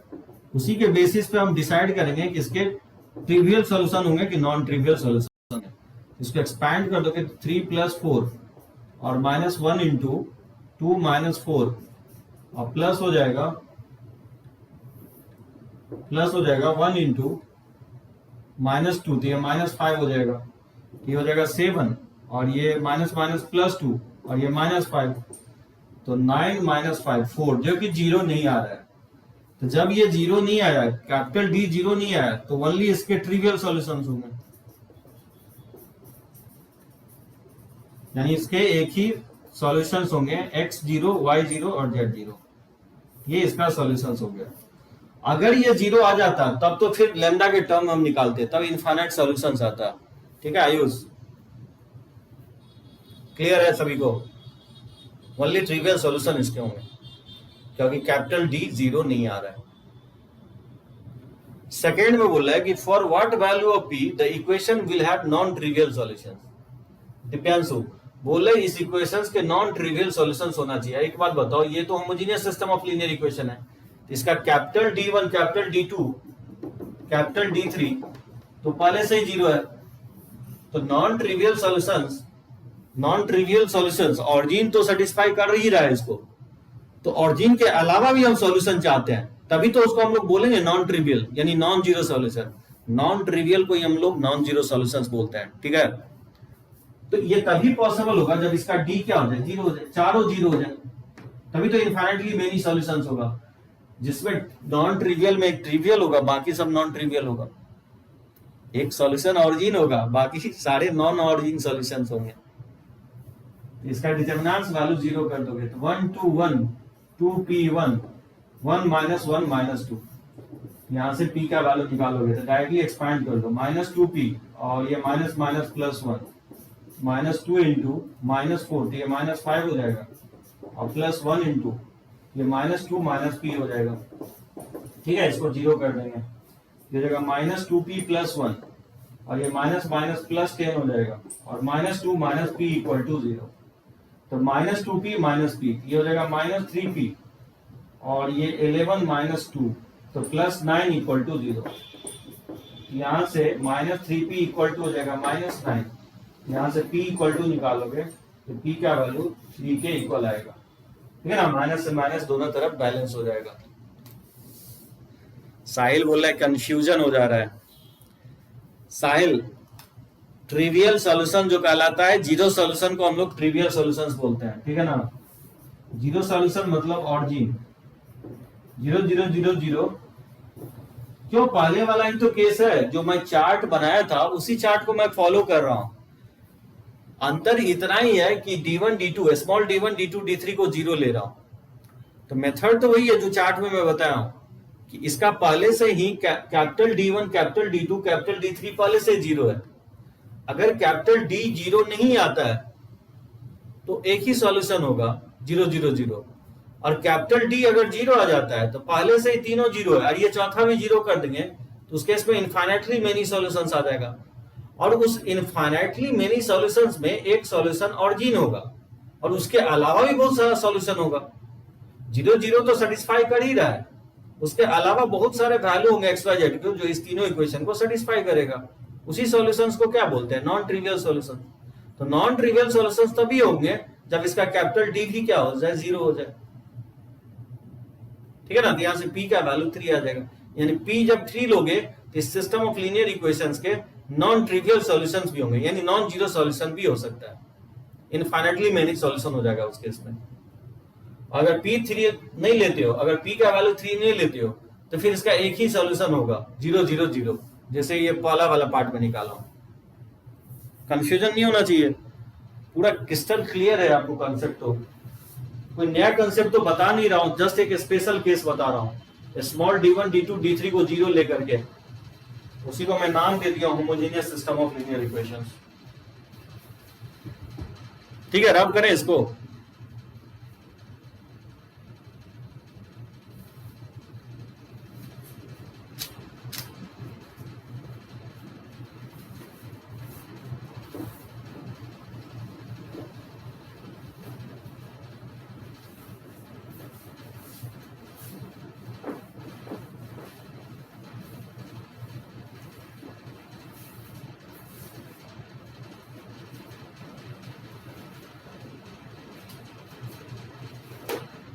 जैसे मान लो इक्वेशन और ले लेता हूं, if 2ax minus 2y plus 3z equal to 0, x plus ay plus 2z equal to 0 और 2x plus az equal to 0 has a non-trivial solution.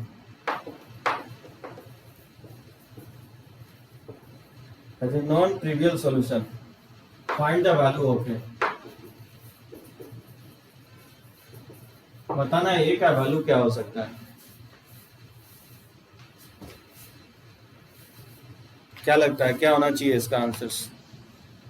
2ax minus 2y plus 3z equal to 0, x plus ay plus 2z equal to 0, 2x plus az equal to 0 has non-trivial solutions. Find the value of a. बहुत बार ये questions repeat किया है आपको mains में, इसी type का, इसी कंसेप्ट रिलेटेड।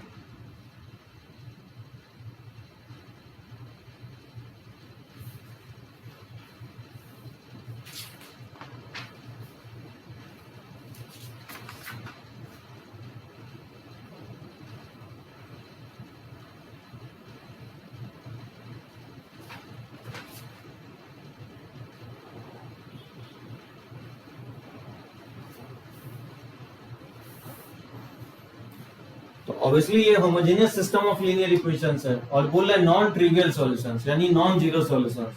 ये तभी पॉसिबल होगा जब इसका कोएफिशिएंट से बनने वाला डिस्क्रिमिनेंट का वैल्यू क्या हो जाएगा, 0 हो जाएगा। उसका डिस्क्रिमिनेंट कोएफिशिएंट से बनने वाला 2a - 2 3, x का कोएफिशिएंट y z का कोएफिशिएंट, x का कोएफिशिएंट 1 है, y का कोएफिशिएंट a है और z का कोएफिशिएंट यहाँ पे 2 है। फिर x का कोएफिशिएंट 2 है और y तो है नहीं इसमें, तो y का कोएफिशिएंट 0 होगा और z का कोएफिशिएंट क्या है, a। इसको 0 कर देंगे, यहाँ से a का वैल्यू निकाल लो, एक्सपैंड कर दोगे तो ये हो जाएगा a² - 0 और ये -2 हो जाएगा और ये हो जाएगा a - 4 और प्लस हो जाएगा 3 × 0 - 2 है इक्वल टू 0। ये हो जाएगा 2a³, ठीक है ना, माइनस माइनस ये +2 हो जाएगा a - 4 और फिर -6 से हो जाएगा, ठीक है, इक्वल टू 0। फिर इसको मल्टीप्लाई करोगे तो ये हो जाएगा 2a³ + 2a और -8 और -6 से इक्वल टू 0। तो ये हो जाएगा 2a³ और -6 से +2a तो -4a और -8 इक्वल टू 0। 2 कॉमन लेके कैंसिल आउट कर दो तो a³ - 2a - 4 इक्वल टू 0, ठीक है। हाँ, इसमें 2 पुट करोगे तो क्लियरली दिख रहा है 2 सेटिस्फाई कर रहा है, तो a का वैल्यू 2 के इक्वल होगा, ठीक है ना। तो a का वैल्यू 2 होगा, करेक्ट है। ये फैक्टराइज कर लोगे तो देखना, इसको फैक्टराइज करोगे तो a - 2 a² और फिर +2a और -+2 ये 0 आएगा। तो ये देखना 0 नहीं आएगा, तो यहाँ से a का वैल्यू 2 आ जाएगा। ये 0 नहीं होगा क्योंकि इसका डिस्क्रिमिनेंट नेगेटिव आ जाएगा, तो a = 2 होगा। जैसे ही 3 इक्वेशंस देता है और 3 वेरिएबल और राइट हैंड साइड 0 है और बोलता है non trivial solutions, capital D को 0 कर दो। एक और टाइप है जिसको मैं डिस्कस करना चाहता हूं, system of linear equations, system of 3 equations, system of 3 equations in 2 variable.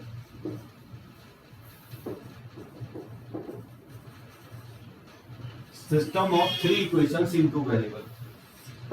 जैसे कुछ इस टाइप से a1x plus b1y equal to c1, a2x plus b2y equal to c2 और a3x plus b3y equal to c3।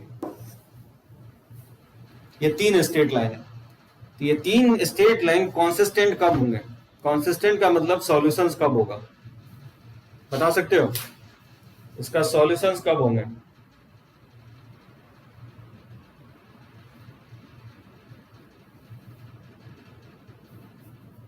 ठीक है, three line को denote कर रहा है।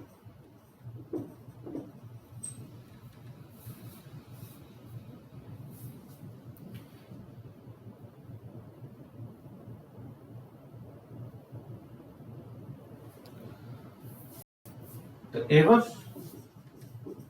above equations will be consistent. Consistent का मतलब हो गया कि have solution.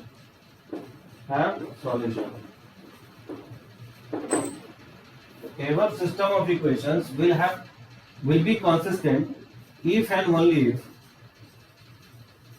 इससे जो डिटर्मिनेंट से ये जो डिटर्मिनेंट्स बनेगा a1 b1 c1, a2 b2 c2 और a3 b3 c3, ये क्या हो जाना चाहिए? जीरो हो जाना चाहिए। ठीक है ना? इससे जो बनने वाला डिटर्मिनेंट्स होगा वो जीरो हो जाना चाहिए। आगे मैं ये स्ट्रेट लाइन में भी पढ़ाया हूं, ये तीन लाइन को डिनोट कर रहा है। और तीन लाइन कंसिस्टेंट कब होगा? जब कंकरेंट होगा तीनों लाइन।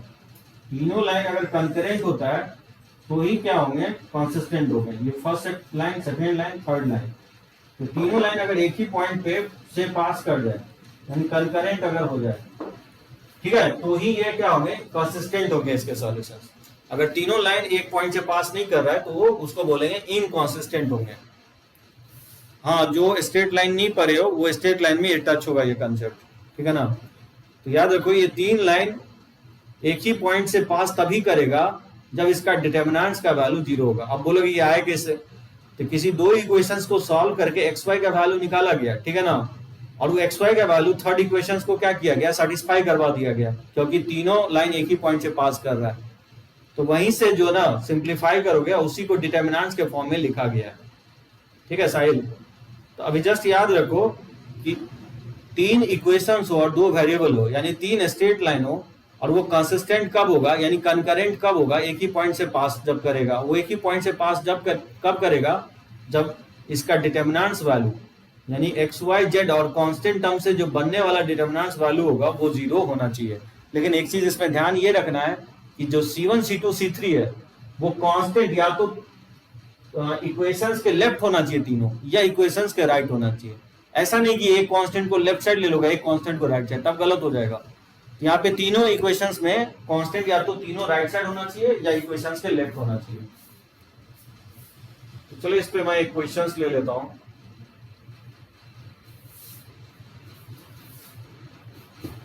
ये एप्लीकेशन ऑफ डिटर्मिनेंट्स में भी मैंने बताया था ये आपको, ये कंसेप्ट। तो रब करते हैं इसको।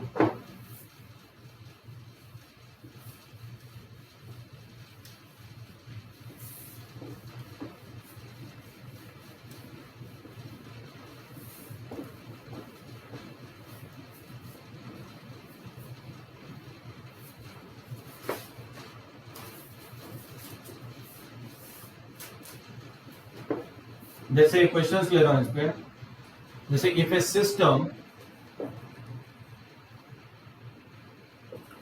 System of three linear equation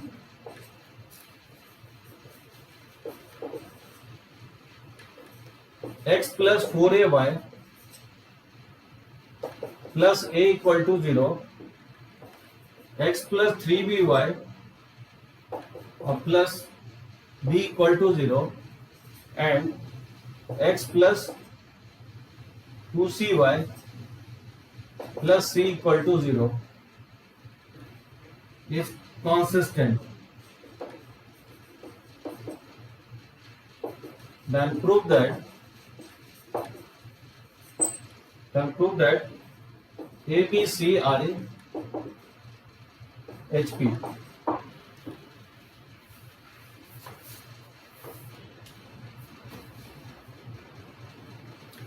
If the system of three linear equation x plus 4ay plus a equal to 0, x plus 3by plus b equal to 0 and x plus 2cy plus c equal to 0 is consistent, then prove that abc are in HP. ये जो मैं proof लिखा हूं ना, ये option में दे सकते हैं एबीसीडी बना करके। तो क्विकली यहाँ पे अगर देखोगे तो 3 लाइन लिखा हुआ है और वो बोला है कॉन्सिस्टेंट होना चाहिए। तो अभी जस्ट मैं थ्योरी बताया हूँ कि 3 इक्वेशन इन 2 वेरिएबल कॉन्सिस्टेंट तभी होते हैं जब वो कंकरेंट होगा, एक ही पॉइंट से पास करेगा।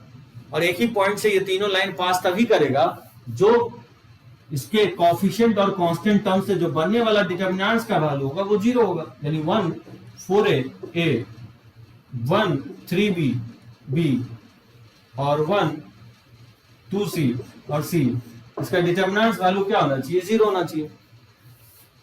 तो ये तीनों लाइन कॉन्करेंट अगर हो गया तो कंसिस्टेंट हो जाएगा, यानी सॉल्यूशंस आ जाएगा। ठीक है ना?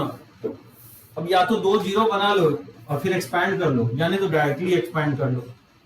एक्सपैंड करोगे क्या होगा? 3bc minus 2bc 3bc minus 2bc और minus 4a into c minus b हो जाएगा और plus a into 2c minus 3b equal to 0 हो जाएगा।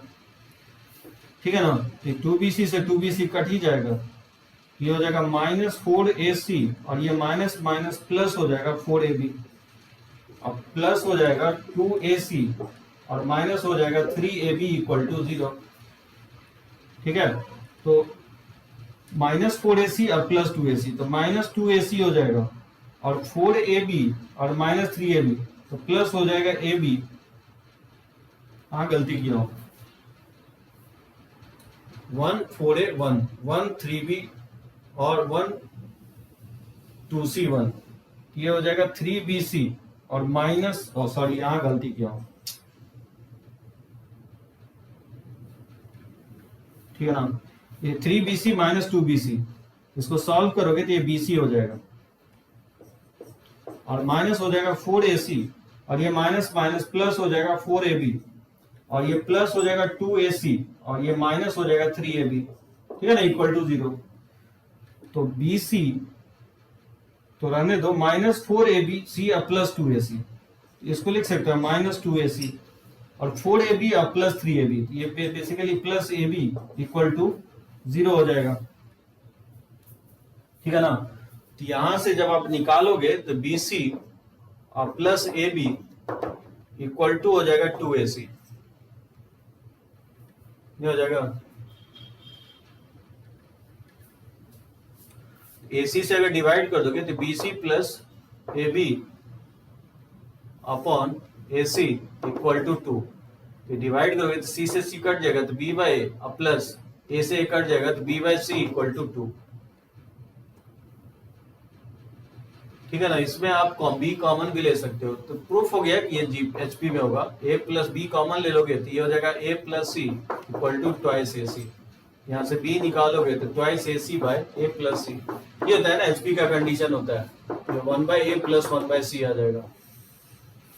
इससे कंफर्म हो जाएगा कि ABC आर इन HP।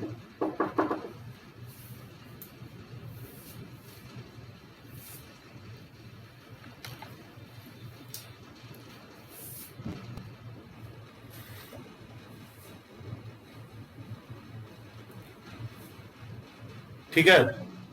सही है? समझ में आई? ये ABC HP में होगा।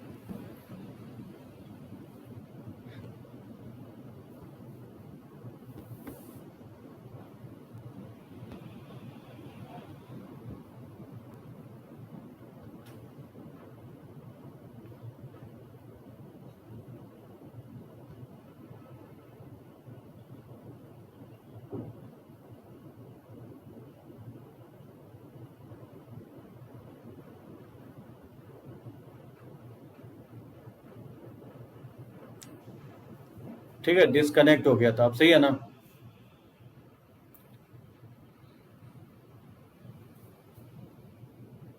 ये एक्सप्लेन करो कि समझ में आ गया सभी लोगों को?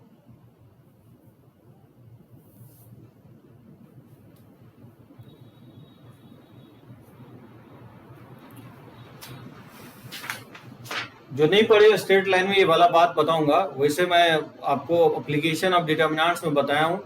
ध्यान रखना है कि तीन इक्वेशन दो वेरिएबल में जब भी देता है और बोलता है कंसिस्टेंट है, तो उसके XYZ और कांस्टेंट से बनने वाला जो डिटर्मिनेंट्स है उसको जीरो कर दोगे। बस इसमें मेन कोर कंसेप्ट यही है।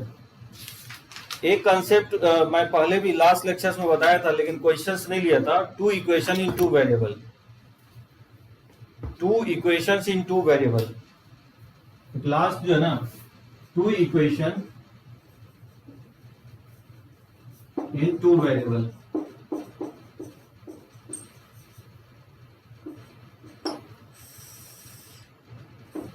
जैसे मान लो a1x plus b1y equal to c1 है और a2x plus b2y equal to c2।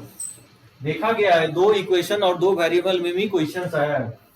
यहाँ पे ये होगा कि अगर a1 बाई a2 अगर इक्वल नहीं है b1 बाई b2 के, उस केस में यूनिक सॉल्यूशन होगा। ठीक है ना?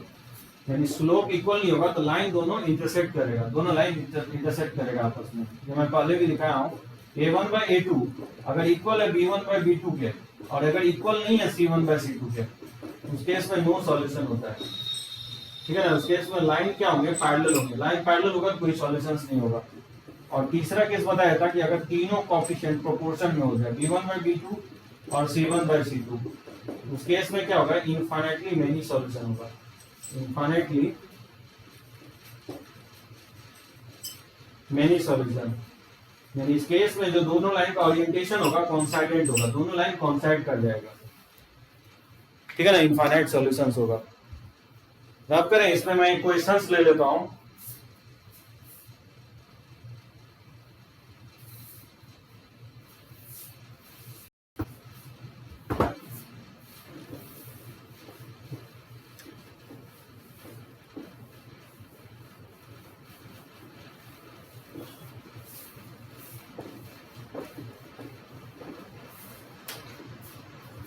जैसे बताओ इसका क्या होगा आंसर? जैसे find the values of a and b if the system of equation a square x minus by equal to a square minus b and bx minus b square y equal to 2 plus 4b। First part में दिया है possesses unique solution.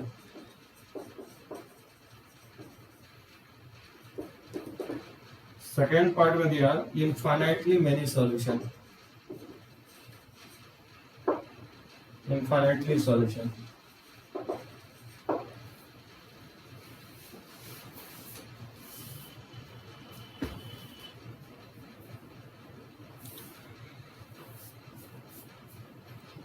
ठीक है ना? यहां से ये आप ये निकाल सकते हैं, इसका ये भी लिख सकते हैं आप। इसका डिटर्मिनेंट्स वैल्यू जो होता है ना, यानी a1 b1 और a2 b2 ये जीरो नहीं होना चाहिए। ठीक है ना? a1 a2 b2 b1, a1 a2 a2 b1 ये जीरो नहीं होना चाहिए। डिटर्मिनेंट्स फॉर्म में भी लिख सकते हो। ठीक है ना? तो क्या लिखोगे? दो इक्वेशन है, दो वेरिएबल है, तो बोल रहा है यूनिक सॉल्यूशन। तो ये यूनिक सॉल्यूशंस कब होंगे? जब इसका डिटर्मिनेंट्स वैल्यू जीरो नहीं होना चाहिए। इसके कोएफिशिएंट से जो बनने वाला डिटर्मिनेंट्स वैल्यू होगा a स्क्वायर माइनस b और फिर b माइनस बी स्क्वायर, ये जीरो नहीं होना चाहिए।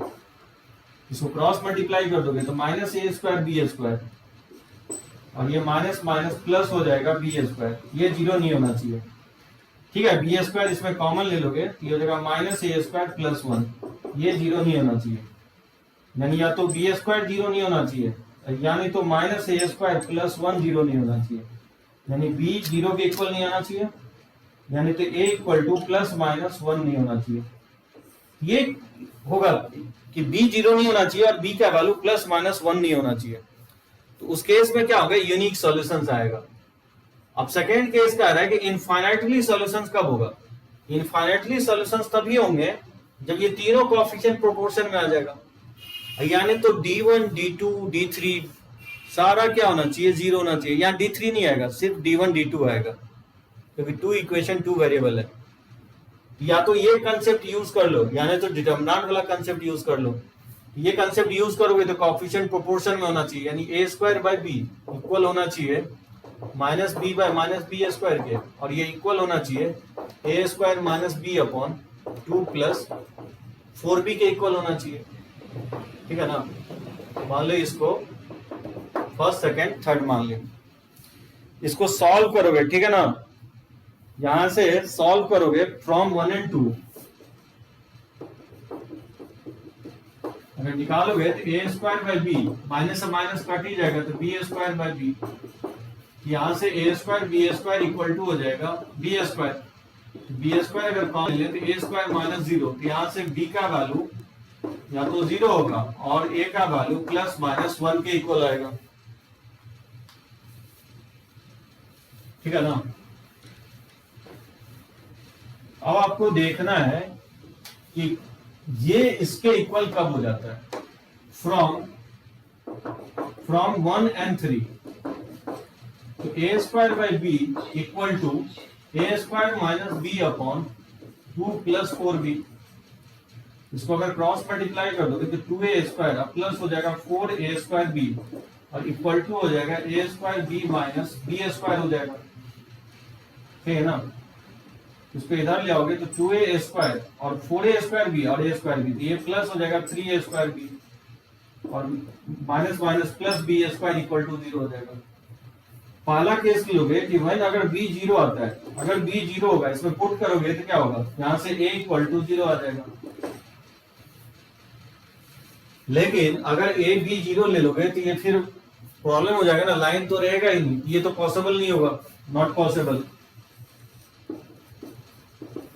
which is not possible। बात समझे क्यों नहीं पॉसिबल होगा? तो लाइन ही नहीं बनेगा ना, ए बी अगर 0 हो गया तो लाइन ही खत्म हो जाएगा, तो ये पॉसिबल नहीं होगा। लास्ट स्टेप समझ में नहीं आया किसका, फर्स्ट का सेकंड पार्ट? दिव्यांशु फर्स्ट की सेकंड पार्ट, फर्स्ट वाला का कि सेकंड वाला? फर्स्ट वाला का। हाँ, मैं बोल रहा हूँ कि 0 नहीं होना चाहिए। क्रॉस मल्टीप्लाई करोगे तो माइनस ए स्क्वायर बी स्क्वायर, ये माइनस माइनस प्लस हो जाएगा बी स्क्वायर मैंने कॉमन ले लिया, तो माइनस ए स्क्वायर प्लस 1 0 नहीं होना चाहिए। तो दो फैक्टर 0 नहीं है, या तो फर्स्ट फैक्टर 0 नहीं होना चाहिए, यानी तो सेकंड फैक्टर 0 नहीं होना चाहिए। तो बी स्क्वायर जब 0 नहीं होना चाहिए मतलब बी 0 नहीं होना चाहिए। और माइनस ए स्क्वायर प्लस 1 0 नहीं है, कहने का मतलब 1 ए स्क्वायर के इक्वल नहीं है। दोनों साइड रूट ले लोगे तो प्लस माइनस 1 ए के इक्वल नहीं होना चाहिए। वही तो लिखा हूं कि ए प्लस माइनस 1 के इक्वल नहीं होना चाहिए। तो आइदर ए प्लस माइनस 1 नहीं होना चाहिए और बी 0 नहीं होना चाहिए, क्योंकि अगर ये हो गया तो फिर डी 0 हो जाएगा। समझे?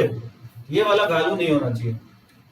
ए आइदर 1 लेते हो तो भी ये 0 हो जाएगा, ए अगर माइनस 1 लेते हो तो भी 0 हो जाएगा, और बी अगर 0 लेते हो तो भी 0 हो जाएगा। तो ये सब वैल्यू नहीं होना चाहिए, तो उस केस में यूनिक सॉल्यूशन आएगा। बट वहां इक्वालिटी का साइन है। कहां इक्वालिटी का साइन है? Possesses unique solutions. Unique solutions के लिए क्या बताया? यूनिक सॉल्यूशंस के लिए मैं बताया हूं कि a1x plus b1y equal to c1 और a2x plus b2y equal to c2। Unique solutions के लिए बताया हूं कि a1 जो है a1 बाय a2 इक्वल नहीं होना चाहिए b1 बाय b2 के। मतलब ये होना चाहिए कि a1 b2 और a2 b1 ये 0 नहीं होना चाहिए। और इसी को तो डिटरमिनेंट फॉर्म में लिखा हूं, a1 b1 a2 b2 ये 0 नहीं होना चाहिए। समझे? इसी को डिटरमिनेंट फॉर्म में लिखोगे ना तो a1 b1 और a2 b2 0 नहीं होना चाहिए।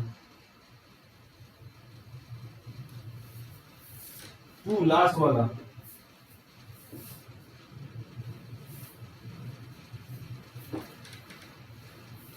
पता नहीं क्या दिक्कत हो रहा है। जैसे मैं बोल रहा हूँ कि दो फैक्टर अगर जीरो नहीं है तो या तो बी स्क्वायर जीरो के इक्वल नहीं होना चाहिए, और यानी तो माइनस ए स्क्वायर प्लस वन जीरो नहीं होना चाहिए, यानी बी जीरो नहीं होना चाहिए, यानी तो इसको राइट साइड ले जाओगे तो a square minus A square equal नहीं होना चाहिए माइनस वन के, माइनस माइनस दोनों तरफ काट दोगे तो ए स्क्वायर इक्वल नहीं होना चाहिए वन के, यानी ए नहीं होना चाहिए प्लस माइनस वन के इक्वल नहीं होना चाहिए। वही तो लिख रहा हूं कि ए प्लस माइनस वन नहीं होना चाहिए और बी का वैल्यू जीरो नहीं होना चाहिए। नाउ इट इज राइट, ठीक है ना। अरे तो माइनस ए स्क्वायर को राइट साइड ले जाओगे या वन को राइट साइड ले जाके माइनस काट दो तो क्या फर्क पड़ता है, ए स्क्वायर वन के इक्वल तो नहीं आएगा ना। और इनफाइनाइटली मेनी सॉल्यूशंस का ये कंडीशन होता है, a1 by a2, b1 by b2, c1 by c2 equal होना चाहिए। तो फर्स्ट सेकेंड को इक्वल किया तो वहां से b जीरो और a प्लस माइनस वन आ रहा है, और फर्स्ट एंड थर्ड को सॉल्व कर रहा हूं तो जब अब इसमें b जीरो पुट कर रहा हूं तो a जीरो आ रहा है, तो वो पॉसिबल नहीं होगा, ठीक है ना। और जब देखोगे a का वैल्यू जब पुट करोगे ना तो इसमें देखोगे b का वैल्यू 4 वैल्यू आएगा, इसमें पुट करना, मैं डायरेक्टली लिख देता हूं, इसमें जब आप पुट करोगे when a इक्वल टू 1 इसमें पुट करोगे तो देखना b का 2 वैल्यू आएगा, 1 पे -2 -1 आएगा, b का वैल्यू -2 -1 आएगा, और a का वैल्यू अगर -1 लेते हो तो b का अगेन 2 वैल्यू आएगा, -2 -1 आएगा, सॉरी अगर a -1 लेते हो तो -2 -1 आएगा, ठीक है ना। इस केस में भी -2 -1 आएगा। ऐसे 4 सॉल्यूशन हो जाएंगे। वो 4 सॉल्यूशंस क्या होगा, 1 कॉमा -2,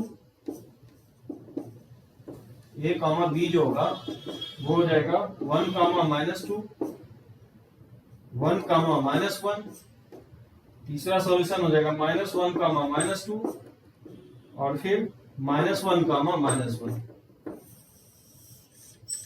ये सॉल्यूशन होगा इसका इनफाइनाइटली मेनी सॉल्यूशंस के केस में।